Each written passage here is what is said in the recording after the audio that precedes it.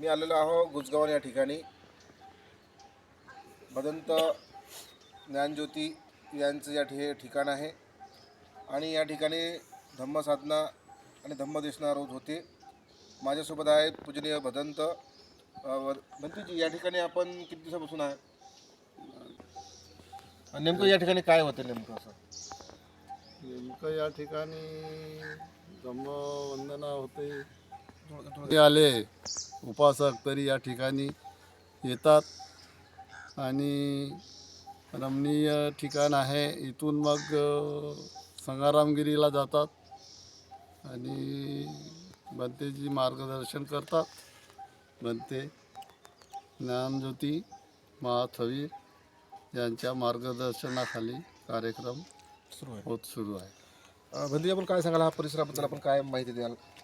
नेमकं या ठिकाणी मेडिटेशन वगैरे कसं चालते, काय चालते, शिबिर होतात की नाही होत, किंवा हा परिसर किती एकराचा वगैरे आहे आणि समोरचं प्लॅनिंग काय आहे? या ठिकाणी बरेच उपासक उपासिका येतात बाहेर गावावरून, नागपूर, बुलढाणा, नाशिक, मुंबई इथून सगळे येतात। तसेच बाहेर देशातील सुद्धा येत असतात। हे स्थळ असे रमणीय स्थळ आहे की आता अजून इथे ध्यानसाधना होत असतात। सध्या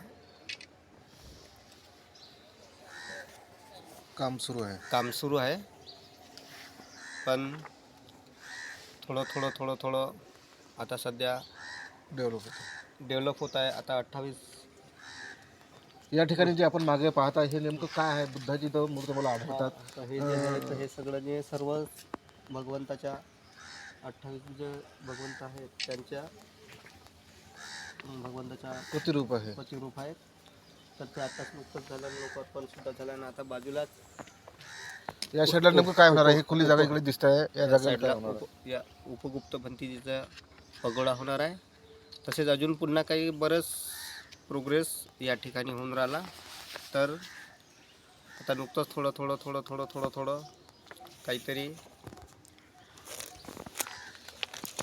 भंतीजीच्या माध्यमातून तसेच उपासकाच्या माध्यमातून थोडा प्रोग्रेस होत आहे या गुजगावन सेंटरचा। तर गुजगाव या ठिकाणी आहे भदंत महास्थवीर ज्ञानज्योती यांचं हे निवासस्थान आहे आणि या ठिकाणी इथूनच त्यांची सुरुवात झालेली आहे। आणि या ठिकाणी बुद्धाच्या प्रतिमा आहेत। बुद्धाचे 28 बुद्ध होऊन गेले त्याच्या या ठिकाणी प्रतिमा लावलेल्या आहेत। हे सिद्धार्थ गौतम बुद्ध 28वे आणि त्यानंतर या ठिकाणी कश्यप बुद्ध आहेत। आपण पाहता इथं दिसतंय कश्यप बुद्ध कौशल्यबाई निकोश यांच्या मार्फत भेटलेला आहे। त्यानंतर हे दुसरे बुद्ध आहेत आणि असे जे 28 बुद्ध होऊन गेले हे त्यांचे वेगवेगळ्या प्रतिमा या ठिकाणी लावलेल्या आहेत। हे आपण पाहता अतिशय सुंदर अशा आकर्षक आणि मनमोहक या ठिकाणी बुद्ध आहेत की आल्यानंतर या ठिकाणी आपल्याला शांती मिळते। सिक्खी बुद्ध आहे, विपस्वी बुद्ध आहे, म्हणजे वेगवेगळे जे बुद्ध होते आणि होऊन गेले त्यांच्या ह्या ठिकाणी 30 बुद्ध आहेत आणि अशा प्रकारचे। त्याचप्रमाणे सिद्धार्थ श्रद्धावान मेसोने दिलेली ही बुद्धाची मूर्ती आहे। धम्मदस्सी बुद्ध आहेत, त्याचप्रमाणे अत्तदस्सी बुद्ध, प्रियदस्सी बुद्ध, सुजातव बुद्ध अशा प्रकारचे हे बुद्धाच्या मूर्त्या या ठिकाणी आहेत। सुमेध बोधी जे बोधी होते ते सुद्धा या ठिकाणी आहेत। त्याचप्रमाणे पदमुत्तर बुद्ध अशा प्रकारचे या ठिकाणी दिलेलं आहे। मदस्सी बुद्ध अशा प्रकारचे शोभित बुद्ध, रेवत बुद्ध आणि त्याचप्रमाणे सुमन बुद्ध, मंगल बुद्ध आणि कौंडण्य बुद्ध, त्याचप्रमाणे दीपंकर बुद्ध, स्वर्णंकर बुद्ध आणि मेधनकर बुद्ध, तहनकर बुद्ध अशा प्रकारचे आहे 28 मूर्त्या या ठिकाणी आपल्याला आढळतात आणि 28 बुद्धाची प्रतिमा या ठिकाणी आहे। अतिशय हे मनमोहक दृश्य या ठिकाणी आहे आणि श्रद्धावान बौद्ध उपासक बौद्ध उपासिका भारतातूनच नाही तर विदेशातून सुद्धा या ठिकाणी येतात। अतिशय या ठिकाणी असं धम्म केंद्र बनलेलं आहे।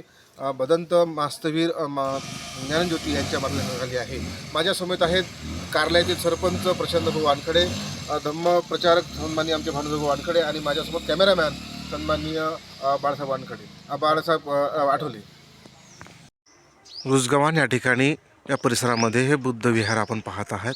हे ध्यान साधना केंद्र आहे आणि या ठिकाणी बुद्धाची प्रतिमा भदंत ज्ञानज्योती यांच्या माध्यमातून या ठिकाणी झालेली आहे. त्यांचंच हे इथं निवासस्थान आहे. त्यांच्याच मार्गदर्शनाखाली हे संपूर्ण चालते. या ठिकाणी तिन्ही साईडला बुद्धाच्या मूर्त्या आहे. बोधिसत्व बोधिवृक्ष या ठिकाणी वृक्षाखाली ह्या प्रतिमा आपल्याला दिसतात. अतिशय सुंदर अशा प्रकारचं हे दृश्य आपण पाहत आहोत. बुद्धाची मूर्ती ही अतिशय सुंदर आणि शांतीची जो प्रतीक असणारे बुद्ध आपल्याला पाहायला मिळतात. हा जो परिसर आहे हा संपूर्ण परिसर गुजगव्हाण हा या भागातील आहे आणि ही भदंत ज्ञानज्योती महास्तवीर यांचे हे परिसर आहे आणि इथूनच त्यांची सुरुवात झालेली आहे.